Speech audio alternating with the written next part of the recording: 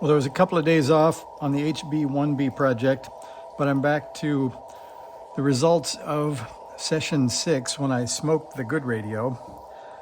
If you remember, it got so hot that it caused the collector choke, which used to be a surface mount part right there. It caused it to get so hot that it slid off to the left. Well, the first test was I just grabbed an inductor that would be close enough. It's a 15 microhenry instead of a 10.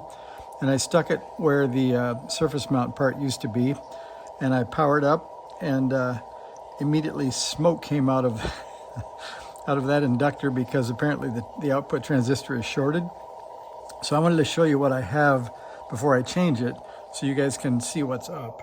So this is the one where the emitter resistor is not hidden underneath of this inductor. It is a discrete part that is here, and it connects from this ground point to the emitter lead. And I've disconnected it with the soldering iron now, so it's loose. So you can see it's the full transistor lead, but it's bent forward. So what I'm left with is 2 leads sticking in the radio. And I've learned from the School of Hard Knocks that if you try to suck these clean, these little tiny pads that they put in here don't live through it, or they may not live through it. So what I'm going to do is cut these off, maybe about halfway up, and I'll solder the new transistor to those leads. So on a separate topic, this is the transistor that I took out of the quote bad radio. And you can see it is a 2SC1162. So I thought I'd go through with you what I do to check a transistor when I'm not near a transistor checker or a curve tracer.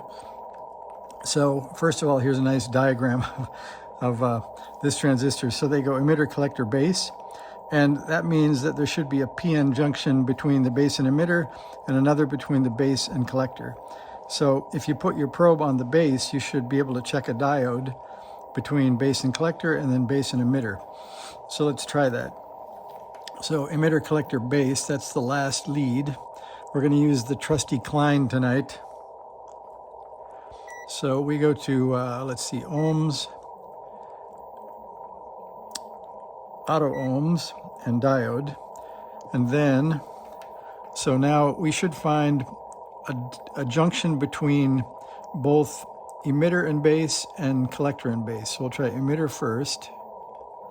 And you see we have 0.63 volts, so that's a PN junction. And here's another one from the collector to the base, and that's also a PN junction. Now if the transistor is good, the other check is that it should be open between the collector and emitter, unless it has shorted. So we'll move off of the base, and I'll move over to the emitter. And then we're going to check from the emitter to the collector, and you can see that's open.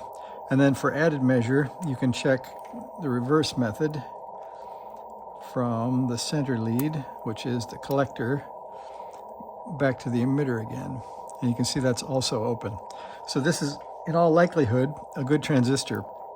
So rather than throw it away, I'm going to put it in where the suspected bad one is.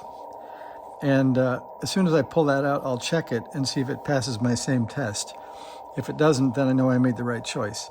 So that's my quick update now. I'll change the output and put a new choke in because that one had rough service and let the smoke out. So then we should be back to our working good radio. So thanks for the watch.